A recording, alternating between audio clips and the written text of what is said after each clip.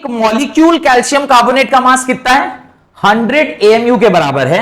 लेकिन अगर इसी एक मॉलिक्यूल की जगह पे मैं क्या लिख दूं, 1 मोल मॉलिक्यूल ऑफ कैल्शियम कार्बोनेट अगर मैं लिख देता हूं, अब इसका जोड़कर तो इतना ही आएगा 100, और इस बार यूनिट क्या लिखेंगे? ग्राम लिखेंगे। लॉजिक क्लियर है? एक एटम का मास होगा तो, एक मॉलिक्यूल का मास हो, एक एटम का मास होगा तो यूनिट क्या होगा? AMU, atomic mass unit. और एक मोल एटम या एक मोल मॉलिक्यूल का मास होगा तो उसका यूनिट क्या होगा? ग्राम होगा। इसके अलावा और कोई अंतर नहीं है। याद कीजिए, लास्ट क्लास में बाकायदा पूरा डेरिवेशन करके हम दिखाए थे आपको। तो आप मॉलिक्यूलर मास का डेफिनेशन लिखिए। राइट, मॉलिक्यूलर मास या फिर रिलेटिव मॉलिक्यूलर मास का डेफिनेशन लिखिए।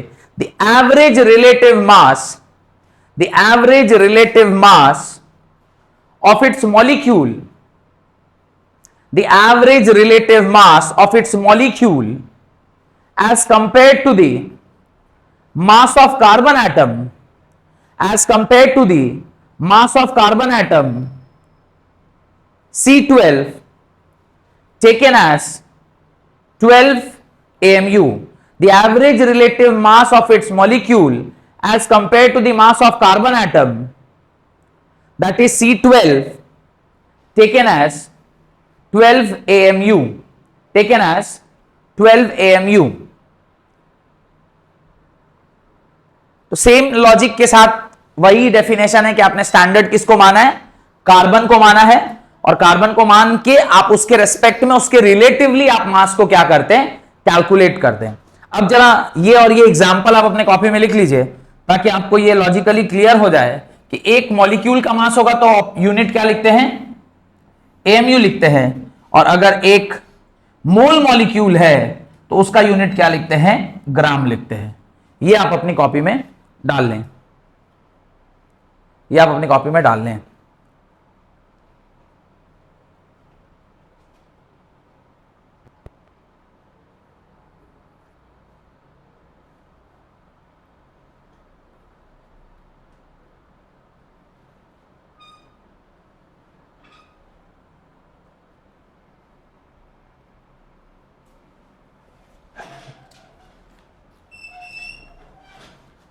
ये हो गया। अब बढ़ा दूं ना। अब कुछ मॉलिक्यूल्स में लिखता हूं, इसका आप मुझे क्या निकाल के दिखाइए? मॉलिक्यूलर मास निकाल के दिखाइए in terms of gram. H2SO4, Na2CO3, HNO3, HCl, H3PO4, NaOH, CH3COOH, K2, Cr2O7, KMNO4 और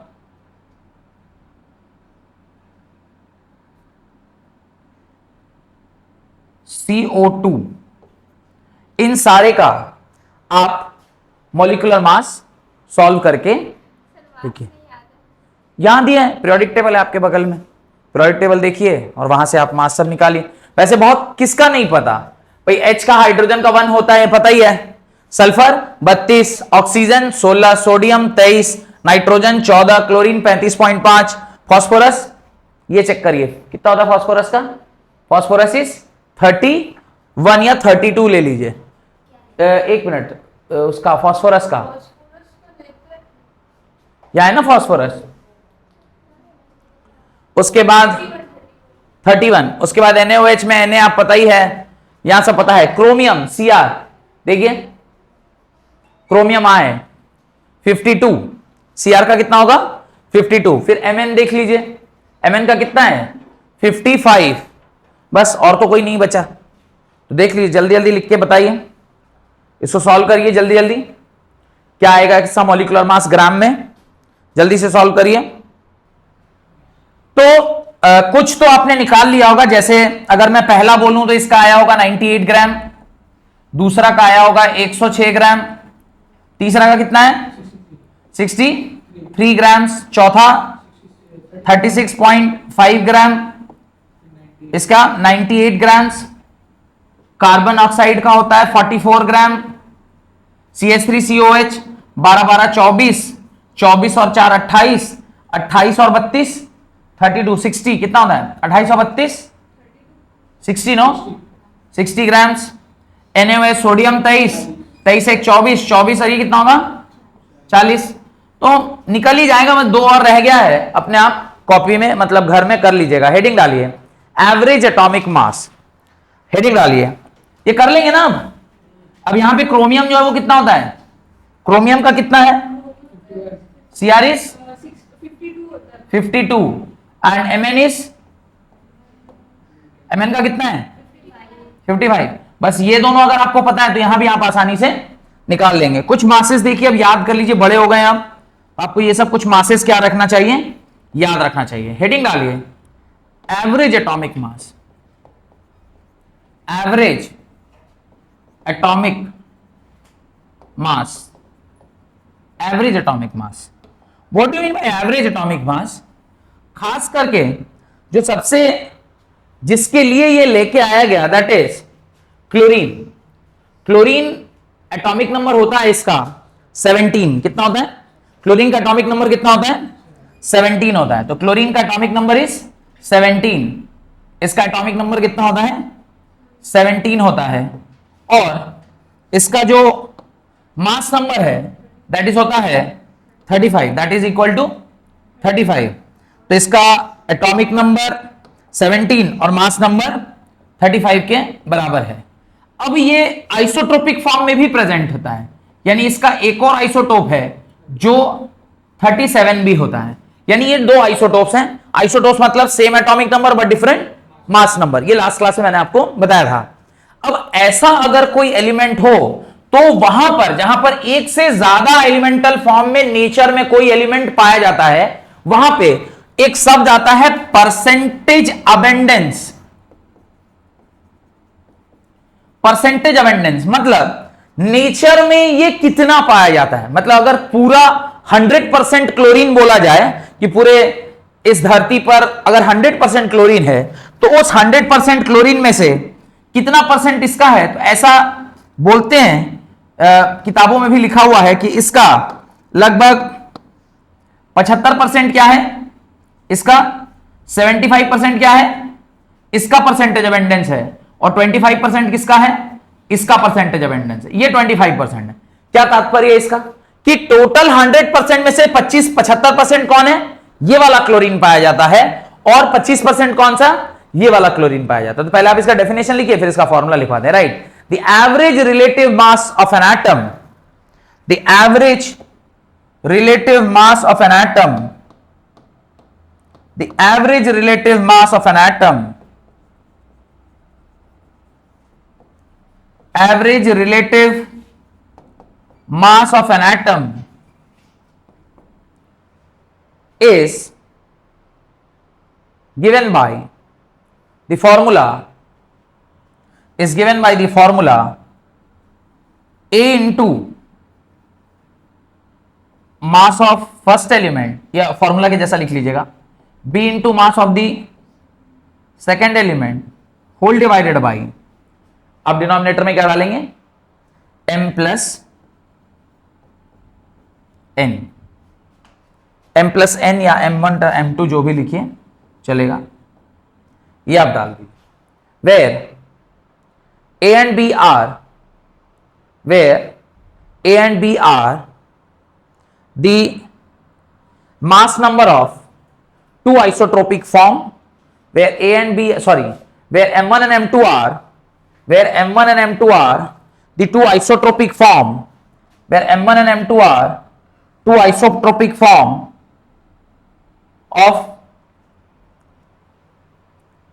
mass number of two isotropic form, m1 and m2 are the mass number of two isotropic forms, and a and b is the percentage abundance A and C is the percentage abundance. A and B is the percentage abundance. A and B is the percentage abundance. A and B is the percentage abundance.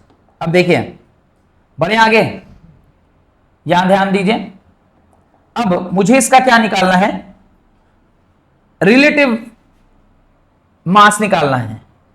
ए क्या है, percentage abundance. इसका percentage abundance कितना था, 75।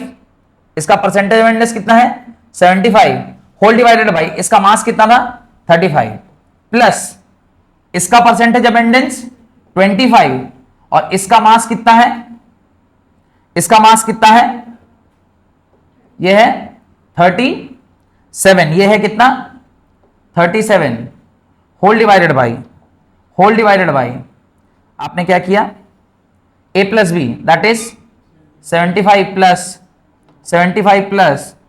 25 that is equal to 100। इसको अब आप क्या कीजिए, मल्टीप्लाई करके सॉल्व कीजिए। इसको आप मल्टीप्लाई करके सॉल्व कीजिए। 75 इंटू 35 बताइए कितना होगा, कितना होगा, 100। 75 इंटू 35, इसको मल्टीप्लाई करिए, क्या आ रहा है बताइए।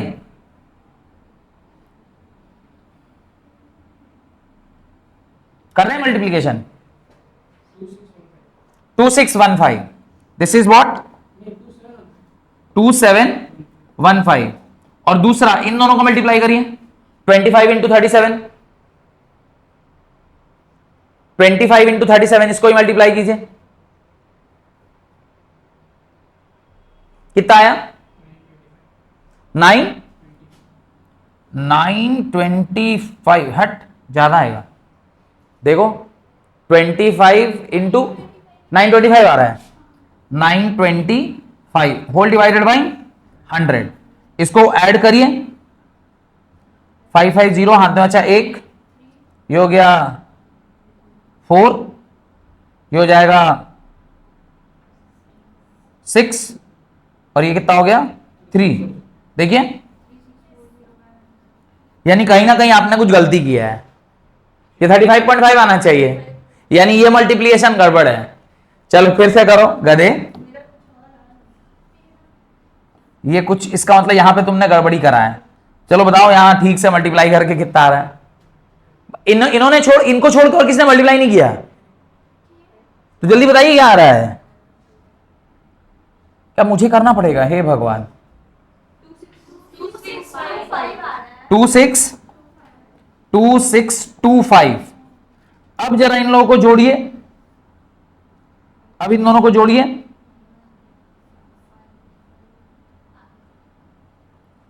3550। अब जब आप इसको सॉल्व करिएगा कितना आएगा, 35.50 विच इज इक्वल टू 35.5।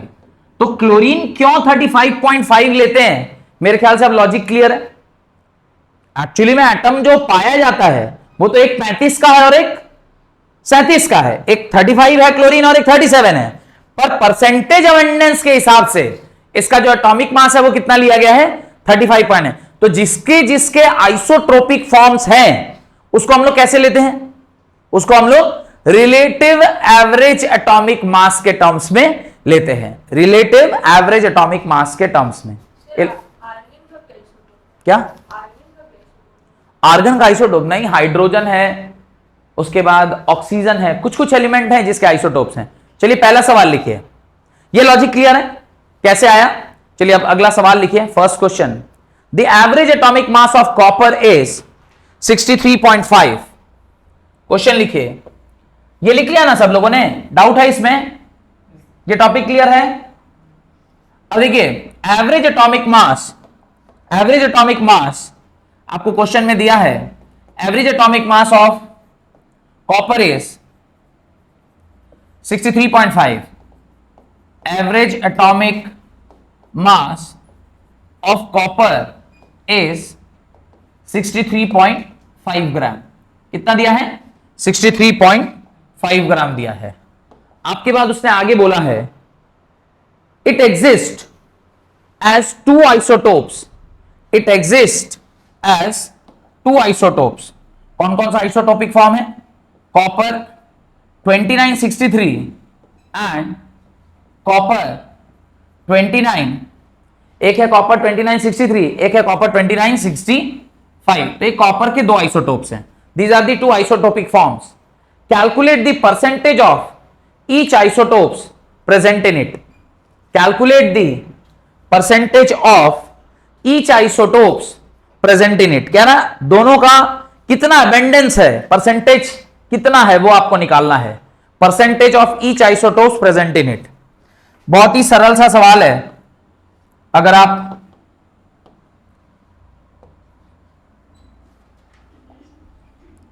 बहुत ही सरल सा इसका सॉल्यूशन होगा। अगर आप चाहेंगे तो इसको सॉल्व कर सकते हैं बहुत ही आसानी से। लेट, क्या लिखेंगे? लेट द परसेंटेज ऑफ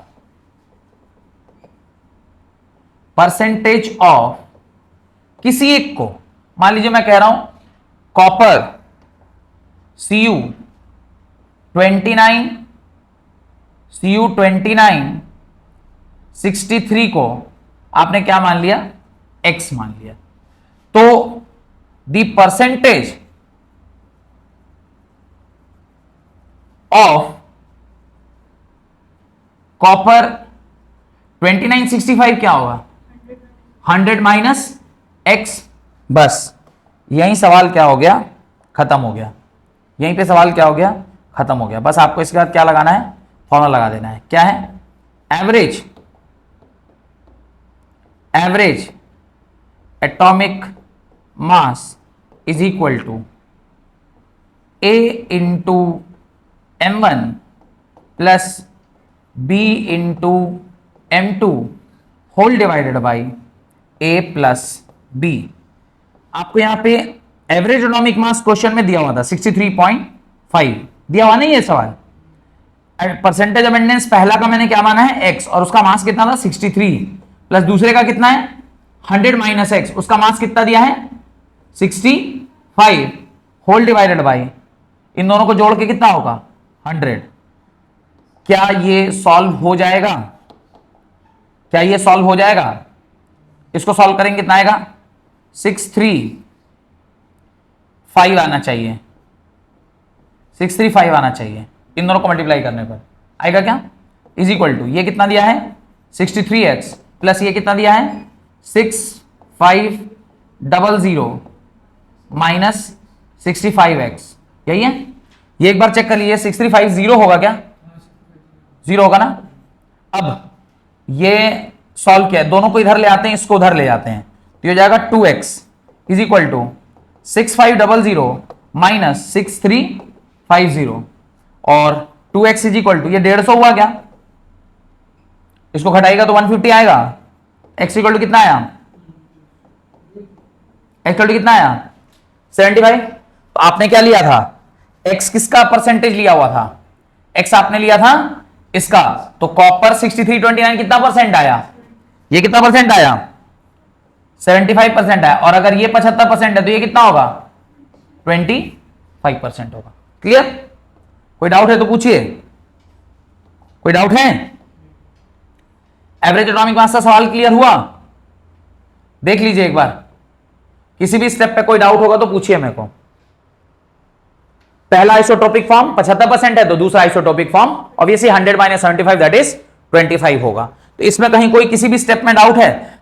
अगर फॉर्मूला आपको याद है तो आपको डाउट होने का कोई बात ही नहीं है। फॉर्मूले में कौन कौन सी चीजें हैं, क्या दी गई है। दो आइसोट्रोपिक फॉर्म है, एक को आपने x माना तो ऑब्वियसली जब दो ही हैं तो दूसरा क्या होगा? 100 माइनस x होगा। आपने उसको सॉल्व कर दिया, सॉल्व किया तो आपका आंसर आ गया। कोई डाउट? क्वेश्चन नंबर 2 लिखा जाए। Right question number 2। Right question number 2। Chlorine has two isotopes. Chlorine has two isotopes of atomic mass unit. Chlorine has two isotopes of atomic mass unit 34.97 AMU, 34.97 AMU and 36.97 AMU. 34.97 AMU and 36.97 AMU। ये exact value है। हम लोग 35 और 37 ले लेते हैं, पर exactly यही है। The relative abundance of these two isotopes, the relative abundance of these two isotopes are 0.735, 0.735 and 0.245 respectively. 0.735 and 0.245 respectively. Find the average atomic mass of chlorine. Find the average atomic mass of chlorine. Find the average atomic mass of chlorine. हाँ बोलिए। नहीं नहीं, solve करिए, significant figures नहीं करता है। पहला है क्लोरीन 17, यह है 34.97 और दूसरा है क्लोरीन 17, यह है 36.97। ये एग्जैक्ट वैल्यूज के साथ है। और परसेंटेज अबेंडेंस कितना दिया हुआ है? इसका दिया है 0.735 और इसका दिया है 0.245, यही दिया ना सर, 245 एंड दिस। ये इन टर्म्स ऑफ परसेंटेज नहीं है, ये in terms of relative value है। ये क्या है? फ्रैक्शन में दे दिया। अभी आपको फॉर्मूला यूज करना है। What is the formula? Average atomic mass is equal to A into M1 plus B into M2 whole divided by A plus B। Average atomic mass आपको निकालना है। A की वैल्यू क्या है? 0.735 इंटू मास कितना है? 34.97 प्लस B का कितना है? B is 0.245 into 36.97 whole divided by 0.735 plus 0.245। जब आप इसको मल्टीप्लाई वगैरह करके सॉल्व करेंगे तो जो फाइनल आंसर वो कितना आता है? 35.47 म्यू। ये आपका फाइनल आंसर निकल के आ जाता है। तो ये मैं कर नहीं रहा हूं, आप लोगों का काम है, घर पे इसको आसानी से सॉल्व कर लीजिएगा। कर लेंगे ना? कर लेंगे नहीं कर लेंगे? हाँ, कैलकुलेटर, एग्जाम में कैलकुलेटर अलाउड नहीं है, तो आप लोग ये गलती से भी कैलकुलेटर के भरोसे पे मत रहिएगा। हाँ, सिग्निफिकेंट फिगर्स ले लेते और क्या करते? सिग्निफिकेंट फिगर्स नहीं, राउंडिंग ऑफ का कॉन्सेप्ट यूज करते और तब करते तो जो मैंने स्टार्टिंग में कराया था वो आपका आंसर आ जाता। डन। एक लास्ट सवाल और कीजिए, फिर एक नया कॉन्सेप्ट पढ़ते हैं। Right. Boron occurs in nature, boron occurs in nature in the form of two isotopes having atomic masses 10 and 11. Boron occur in nature in the form of two isotopes having atomic masses 10 and 11. What are the percentage abundance of these isotopes? What are the percentage abundance of these isotopes if the average atomic mass of boron, if the average atomic mass of boron is 10.8, if average atomic mass of boron is 10.8, boron exists in nature in two isotropic forms having atomic mass 10 and 11, having atomic mass 10 and 11, having atomic mass 10 and 11. What is the percentage abundance of these two isotopes? What is the percentage abundance of these two isotopes? What is the percentage abundance of these two isotopes if the average atomic mass is, if the average atomic mass is 10 point, the average atomic mass is 10.8, average atomic mass is equal to, अभी किसी एक को क्या मान लीजिए? x मानिए, तो दूसरा क्या हो जाएगा? 100 माइनस एक्स। तो फॉर्मूला है A into M1 plus B into M2, B into M2 whole divided by A plus B। ये दिया हुआ है 10.8, ये आ जाएगा 10, ये आएगा x into 10 plus 100 minus X into 11 whole divided by 100। इसको इससे मल्टीप्लाई करिएगा, मेरे ख्याल से 1080 आएगा, is equal to 10x plus 1100 minus 11x।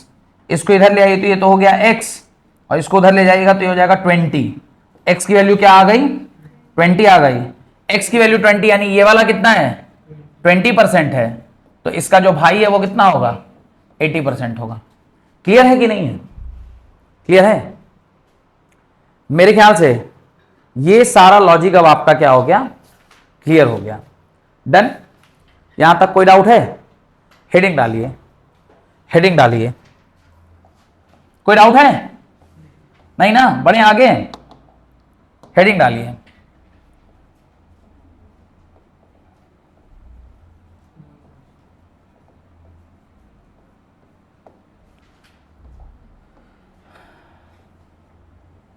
इसको लिखते ही मेरे भी सांसें तेज हो गई हैं। मोल कॉन्सेप्ट, ध्यान से सुनिए। Mole concept is an Anmol concept if understood, and if not understood it is a goal concept. Mole concept is a unmole concept if it is understood, if not understood then it is a goal concept. और अगर ये गलती से इस साल गोल हो गया तो पूरी फिजिकल केमिस्ट्री गोल हो जाएगी। तो आपको क्या करना है? ये मोल कॉन्सेप्ट को बहुत अच्छे से पढ़ना है, क्योंकि मोल से ही सारे न्यूमेरिकल बनने वाले हैं। अगर आपका मोल्स क्लियर नहीं है तो आप न्यूमेरिकल सॉल्व नहीं कर पाएंगे। तो डरा नहीं रहे, आपको सिर्फ इत्तलाह कर रहे हैं, आपको सिर्फ बताया जा रहा है कि अगर मोल कॉन्सेप्ट आपका बिगड़ गया तो पूरे 2 साल का फिजिकल केमिस्ट्री आपका क्या हो जाना है? बराबर। एटलीस्ट थ्योरी तो आप पढ़ लेंगे, पर न्यूमेरिकल आपसे नहीं बनेगा। और हम क्या न्यूमेरिकल बनाएंगे तब ना नंबर आएगा। आपके देख रहे होंगे थ्योरी से कुछ नहीं आने वाला है, ज्यादातर क्या आएगा? न्यूमेरिकल। तो न्यूमेरिकल बनना है, और न्यूमेरिकल बनने के लिए बेसिस क्या है? मोल। क्योंकि हम लोग पढ़े थे ना, there are 7 fundamental quantities. Last वाला क्या था? अमाउंट ऑफ सब्सटेंस, और उसका यूनिट क्या था? मोल। मोल ही नहीं बनेगा तो पूरी की पूरी केमिस्ट्री का जो अमाउंट ऑफ सब्सटेंस है उसका खेला खत्म हो गया। तो मोल से डरना है थोड़ा टफ, मैं नहीं मना कर रहा कि टफ नहीं है, लेकिन आपको इसको अच्छे से समझना है ताकि आपका न्यूमेरिकल पार्ट आसानी से हो जाए। क्लियर? मोल को बहुत अच्छे से समझिए। कोई अगर जानता हो क्या है मोल तो बताइए। हां, सीसा क्या है मोल? कोई सुन रहा होगा, सोचोगे सीसा तो किसी को पानी बुलाता होगा, किसी को लोहा बुलाता होगा, है? हाँ बोलिए। सीसा एक नंबर, मतलब जैसे कि एक डजन लिया जाता है तो 12 है। वो 12, वैसे हाँ, एक मोल लिया जाता है तो वो एक नंबर है। हाँ। लेकिन मास भी तो था, अभी थोड़ी देर पहले बोला मास भी तो आ रहा था, फिर नंबर कैसे? क्योंकि उसी के बेसिस पे मतलब चीजें आगे बढ़ी है। अच्छा अच्छा, मतलब स्कूल में पढ़ाई हो चुकी है। कौन पढ़ाया? पम्मी, पम्मी मैडम, पम्मी यहाँ पम्मी। हाँ बोलिए बोलिए, नहीं बोलिए, अभी वीडियो भी जाएगा, मैडम सुन नहीं होंगी, नहीं तो कोई बच्चा सुन के बता देगा कि मैडम आपका नाम ले रही थी क्लास में। देखिए मोल कॉन्सेप्ट क्या है, इसको ना बहुत अच्छे से समझते हैं। जो लोग जानते हैं वेरी गुड, जो लोग नहीं जानते हैं बहुत ध्यान देकर देखिएगा, क्योंकि मोल अगर नहीं क्लियर हुआ तो फिर फिजिकल केमिस्ट्री में बड़ी दिक्कत आने वाली है। जैसा कि आपके दोस्त सीसा ने बताया, साइसा ने बताया कि मोल क्या है? Mole is simply a number. Mole क्या है? एक नंबर है। क्या हुआ, एवोगैड्रो बोल के एक साइंटिस्ट है, क्या नाम है? एवोगैड्रो। आपने बड़ा एवोगैड्रो हाइपोथेसिस बोल के एक कॉन्सेप्ट, वो गे लुसाक्स लॉ, गे में यह हंस क्यों रहा है? तो गे बोलते ही तुम हंसने लगा, तो एवोगैड्रो में नहीं हंसा, पर गे लुसाक बोले तो तुम हंसने लग गया। तो गे लुसाक लॉ के बाद आपने एवोगैड्रोस लॉ पढ़ा था, तो वो साइंटिस्ट जो ना एवोगैड्रो, उन्होंने क्या दिया, बोला कि देखिए ये छोटे छोटे पार्टिकल्स हैं, यानी कण, अणु, एटम्स, मॉलिक्यूल्स, ये इतना छोटा पार्टिकल है, जैसे हमारे शरीर में सेल्स हैं, कोशिकाएं जिसको कहते हैं, उसकी संख्या कितनी है? असंख्य है। असंख्य मतलब गिनना मुश्किल है, बहुत बड़ा है।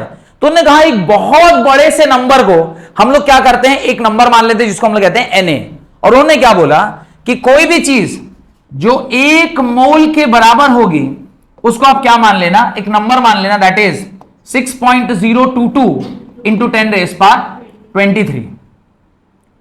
और इसी को चूंकि देने वाले साइंटिस्ट कौन थे, एवोगैड्रो थे, और ये एक नंबर है तो इसको प्यार से क्या बुलाते हैं, Na बुलाते हैं। क्या बुलाते हैं, Na। तो 1 mole is equal to Na के बराबर 6.022 इंटू 10⁻23। अब कहानी यहां खत्म नहीं हुई, ये बात तो सबसे आसान है। तो देखिए इतना आसान था कि शीशा ने भी बता दिया, शीशा ने भी बोल दिया कि it is simply a number, but इसको यूज कैसे करते हैं वो ज्यादा जरूरी है। अब उसको समझने के लिए एक बात समझनी हमारी बहुत जरूरी है, दैट इज जैसे मान लीजिए कहीं लिखा है, 1 मोल, अच्छा छोड़िए 1 मोल नहीं, 1 molecule of carbon dioxide contains, मैं आपसे एक सवाल पूछता हूं, 1 molecule of carbon dioxide contains dash atom of carbon. मैं अगला सवाल पूछता हूं, डैश एटम ऑफ ऑक्सीजन। और मैं आपसे तीसरा सवाल पूछता हूं, डैश मॉलिक्यूल ऑफ O2। इसका आंसर आप दीजिए कि एक मॉलिक्यूल ऑफ CO2 में कितने एटम ऑफ कार्बन है। तो ऑब्वियसली चूंकि एक मॉलिक्यूल की बात कर रहे हैं, तो मॉलिक्यूल किससे बना है, कार्बन प्लस 2 इंटू ऑक्सीजन, यानी एक कार्बन है और कितने ऑक्सीजन है, 2 ऑक्सीजन है। तो इसके एटम की संख्या कितनी होगी, एटम की संख्या कितनी होगी, there will be only 1 atom. Similarly oxygen atom की कितनी संख्या होगी, 2 होगी। और मॉलिक्यूल की बात करें तो O2, 2 मॉलिक्यूल मिलकर O2 बनाएगा, तो इसकी संख्या कितनी होगी, 1 होगी। ये लॉजिक क्लियर है, ये दिक्कत। जैसे हमने एक मॉलिक्यूल बोला, अब मैं आपसे इसी एक मॉलिक्यूल की जगह पे दूसरा सवाल पूछता हूं, 1 दर्जन कार्बन एटम होगा, यानी 1 दर्जन मॉलिक्यूल ऑफ CO2 है। 1 दर्जन मतलब 1 डजन ऑफ CO2 मॉलिक्यूल है, तो सेम इन तीनों का आंसर क्या होगा, इन तीनों का आंसर क्या होगा, कितने एटम ऑफ कार्बन होंगे। अगर 1 दर्जन हुआ तो 12 होगा।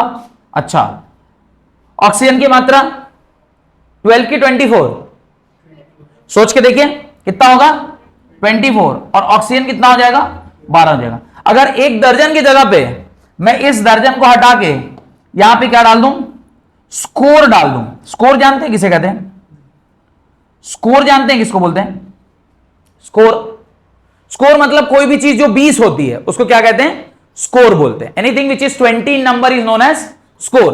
तो अगर एक स्कोर CO2 मॉलिक्यूल हुआ तो मेरा आंसर क्या होगा, एक स्कोर हुआ तो क्या होगा, बोलिए, एक स्कोर हुआ तो क्या होगा, ये कितना हो जाएगा, ये हो जाएगा 20, ये कितना हो जाएगा 40, और ये भी कितना हो जाएगा। यहां तक कोई डाउट है। अभी ये स्कोर की जगह पे मैं फर्दर और चेंज करता हूं और मैं कहता हूं इसकी जगह पे 1 मोल लिख दिया। क्या लिख दिया, 1 मोल लिख दिया। तो मोल लिखा तो अब इसका आंसर क्या होगा, मोल लिखा तो अब इसका आंसर क्या होगा, बोलिए। जब एक स्कोर लिख रहा था तो 20 था, तो 1 मोल लिखेंगे तो कितना होगा, 6.022 इंटू 10⁻23। इसका आंसर क्या होगा, 2 इंटू 6.022 इंटू 10⁻23, और इसका आंसर क्या होगा 6.022 इंटू 10⁻23। अब ये चूंकि लिखने में थोड़ा सा ज्यादा बड़ा हो जाता है, तो इसको हम लोग कैसे लिख देते हैं, इसके जगह पे हम लोग क्या लिख देते हैं, simply we write this as Na, this as twice of Na, and this as again Na। Logic clear है। सिंपली ये क्या है, एक नंबर है। जैसे यूनिटरी मेथड में पढ़ते थे वैसा ही है। एक मॉलिक्यूल में इतना, तो एक मोल मॉलिक्यूल में कितना, तो 6.022 इंटू 10⁻23 के बराबर। तो लिखिए, right, mole is defined as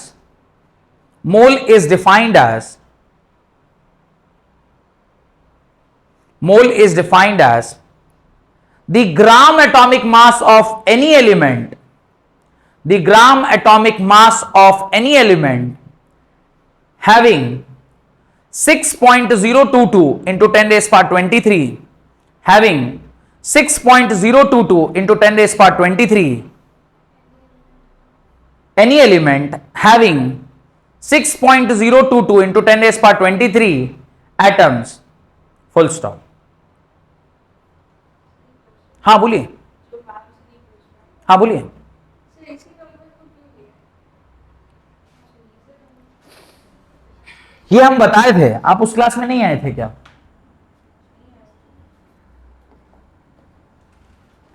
last class में आप नहीं थे?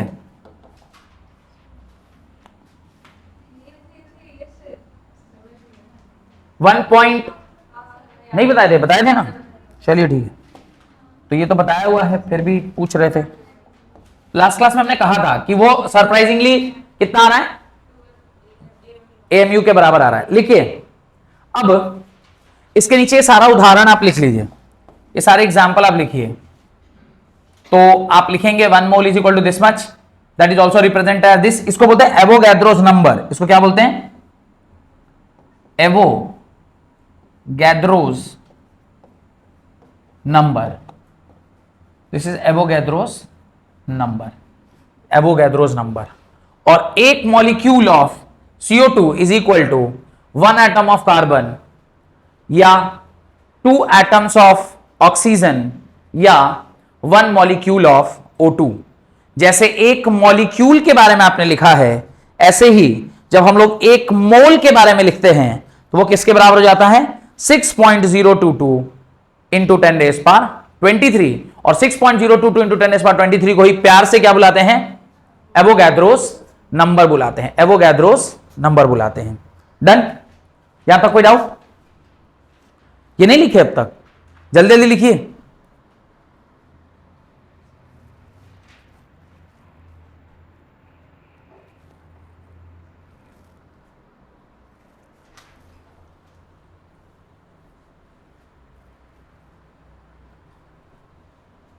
हो गया?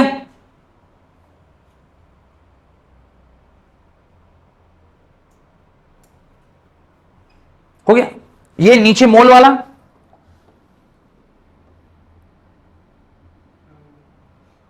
ये हो गया,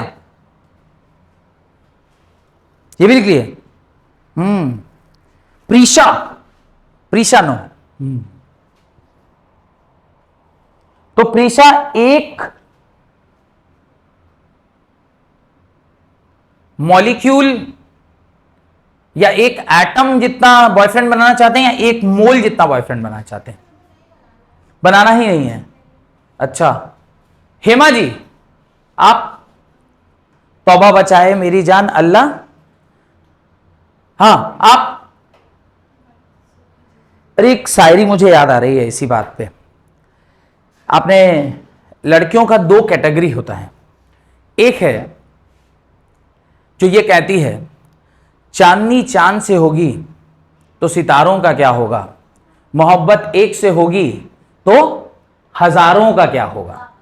एक ये प्रोफाइल है लड़कियों का, जो कि अभी रिसेंट ट्रेंड में यही चल रहा है। चांदनी चांद से होगी तो सितारों का क्या होगा, मोहब्बत एक से होगी तो हजारों का क्या होगा। लेकिन हम लोग जब आपकी तरह विद्यार्थी थे उस टाइम पे दूसरा ट्रेंड था। उस टाइम पे मतलब ना लोग ज्यादा लॉयल हुआ करते थे और एक लड़का एक ही लड़की के साथ ज्यादातर समय बिताता था। अभी तो ऐसा नहीं है। हाँ अभी चेंज कर रहे हैं आप लोग। तो उस टाइम हम लोग के टाइम पे क्या सारी चलती थी? चांदनी चांद से होगी तो सितारों का क्या नहीं, चांदनी चांद से होती है सितारों से नहीं, मोहब्बत एक से होती है हजारों से नहीं। तो हम लोग वो शायरी करते। लेकिन जैसे जैसे वो जनरेशन शिफ्ट होता गया ऐसे ऐसे शायरी भी बदलती चली गई। हम लोग के जमाने में कहते थे चांदनी चांद से होती है सितारों से नहीं, मोहब्बत एक से होती है हजारों से नहीं। और आपके टाइम में वो बदलते बदलते किस में बदल गया? चांदनी चांद से होगी तो सितारों का क्या होगा, मोहब्बत एक से होगी तो हजारों का क्या होगा। नहीं तो ऐसे अगर हजारों की बात कर रहे हैं तो आपको कितने चाहिए? 1 मोल के बराबर लेना होगा। नहीं 6.022 इंटू 10 रेज़ पावर 23। तो स्नेहा पंडा जी, 1 मोल किसी भी चीज को हम लोग क्या कहते हैं? 6.022 इंटू 10 रेज़ पावर 23 के बराबर। अब ये जो मोल है ये तीन चीजों के साथ जुड़ा हुआ है, ध्यान से देखिएगा। ये जो मोल है ये तीन चीजों के साथ जुड़ा हुआ है। इसको अगर आप समझ गए तो आपका काम खत्म। एक मोल इज इक्वल टू होता है 6.022 इंटू 10⁻23 नंबर्स के बराबर। ठीक है। सेकेंड डेफिनेशन है मोल का, 1 मोल इज इक्वल टू होता है एटॉमिक मास या मॉलिक्यूलर मास के बराबर इन ग्राम। In what? इन ग्राम। और तीसरी परिभाषा है 1 mole is equal to 1 volume. और 1 वॉल्यूम किसके बराबर होता है? 22.4 LTR at STP. What is STP? STP is standard temperature and pressure. Standard temperature and pressure. और एनटीपी मतलब नॉर्मल टेम्परेचर प्रेशर। एक और होता है एनटीपी, पढ़ेंगे इसके बारे में, आगे देखेंगे। फिलहाल अभी आप देखिए एक मोल को आप किन किन चीजों के साथ रिलेट कर सकते हैं। 1 mole is equal to number के साथ, 1 mole is equal to atomic या मॉलिक्यूलर मास। ये हम लोग पढ़े हैं कि किसी भी चीज का 1 मोल अगर आप ले लीजिएगा तो उसका मास उसका या तो एटॉमिक मास इन ग्राम या मॉलिक्यूलर मास इन ग्राम के बराबर होता है। और ये भी हम लोग पढ़े हुए हैं, गेलू साहब भाई ने यही बताया था ना हम लोगों को। क्या बताया था? 1 मोल जो है वो 1 वॉल्यूम के बराबर होता है। अगर वॉल्यूम सेम है तो उसमें नंबर ऑफ मॉलिक्यूल्स भी क्या होंगे? सेम होंगे। पर वो कब होता है? जब ये, और वो वॉल्यूम कितना है? दैट इज 22.4 लीटर्स के बराबर। यहां तक कोई डाउट? यहां से 3 फॉर्मूला बनता है मोल का। ये बहुत इंपॉर्टेंट, इसको आप ना किसी बड़े डब्बे में बंद करिए। Very important, this is very important. इसको आप कोई बड़े से डब्बे में बंद करिए, पूरा का पूरा न्यूमेरिकल आपका इसी डब्बे से सॉल्व होगा। The entire numerical will be solved on this डब्बा ओनली। जितने भी न्यूमेरिकल हैं, या मैं इसी डब्बे में आऊंगा और इसी डब्बे से सारा न्यूमेरिकल सॉल्व कर लेंगे। आगे बढ़ो, आगे बढ़ो, जल्दी लिखिए। ये ध्यान रखना है, मोल किसके साथ रिलेटेड है? नंबर। मोल किसके साथ रिलेटेड है? एटॉमिक या मॉलिक्यूलर मास इन ग्राम के साथ। और मोल किसके साथ रिलेटेड है? वॉल्यूम के साथ, दैट इज 22.4 लीटर। 1 मोल किसके बराबर होता है? 22.4 लीटर्स के बराबर होता है। अब इससे हम लोग 3 फॉर्मूला बना रहे हैं। क्या फॉर्मूला बना रहे हैं? 3 फॉर्मूला। बने आगे? नहीं, दिल बना रहे हो क्या? सीसा जी देखिए क्या कर रहा है वो, इतना टाइम क्यों लग रहा है उसको? जब से आप पास बैठे हैं तब से उसका स्पीड स्लो हो गया है। इंडक्टिव इफेक्ट बोलते हैं इसको, पता है आपको? दिस इज कॉल्ड एज, अच्छा हो गया। देखिए यही होता है। देखिए आप एज सच धीरे थे, लेकिन जैसे ही मैंने आपको बोला बस तुरंत आपका काम हो जाता है। ये इंडक्टिव इफेक्ट को हम रिवर्स इंडक्टिव इफेक्ट कर देते हैं ना, टीचर का काम ही यही होता है। अब देखिए मोल्स को किससे डिनोट किया जाता है? एन से। हेलो, मोल्स को किससे डिनोट किया जाता है? एन से। तो मोल इज इक्वल टू, एक फॉर्मूला होता है मास अपॉन मॉलिक्यूलर मास। मास अपॉन मॉलिक्यूलर मास, ये वन ऑफ द फॉर्मूला है। सेकेंड फॉर्मूला है, ये किसके टर्म्स में? मास के टर्म्स में। मोल्स इज इक्वल टू होता है नंबर ऑफ एटम्स या मॉलिक्यूल, डिपेंडिंग अपॉन कि क्या सवाल में पूछ रहा है, divided by Na, divided by Na। ये वाला फॉर्मूला कब लगेगा? जब नंबर का सवाल दिया गया होगा। और तीसरा फॉर्मूला है moles is equal to volume of जो भी मॉलिक्यूल के बारे में आप बात कर रहे हैं, whole divided by 22.4 litre at STP. ये 3 फॉर्मूला अगर आपका क्लियर है, एक फॉर्मूला किससे रिलेटेड है? एक फॉर्मूला वॉल्यूम से रिलेटेड है, एक नंबर से रिलेटेड है और एक मास से रिलेटेड है। क्लियर है? 3 फॉर्मूला है, एक मास से रिलेटेड, एक नंबर से रिलेटेड और एक वॉल्यूम से रिलेटेड। अब हम लोगों को क्या करना है? इससे रिलेटेड कुछ न्यूमेरिकल बनाना है। कोई दिक्कत, यहां तक कोई प्रॉब्लम? एक क्वेश्चन, एक दो क्वेश्चन आज करते हैं, बाकी फिर अगली क्लास में देखेंगे इससे रिलेटेड कुछ क्वेश्चन। तो ये तीनों फॉर्मूला लिख लिए, क्लियर? क्वेश्चन नंबर 1 लिखिए, right. Find the mass of, find the number of moles, find the number of moles of 88 gram CO2, find the number of moles present in 88 grams of CO2, find the number of moles present in 88 grams of CO2। अब 88 ग्राम आपने बोला, क्या पूछा? 88 ग्राम, तो ग्राम मतलब क्या? मास। तो कौन सा फॉर्मूला लगेगा? पहला वाला, दूसरा वाला, तीसरा वाला? पहला वाला। क्या दिया हुआ है? मास दिया है। आपको मॉलिक्यूलर मास CO2 का पता होता है क्या? आज ही की क्लास में निकलवाए थे। CO2 का कितना होता है? 44। ऊपर कितना? 88। नीचे कितना? 44। 88 बाई 44 2। तो कितने मोल्स आ गए? 2 मोल्स। निकल गया, कोई दिक्कत? Question number 2, find the number of molecules present in, find the number of molecules present in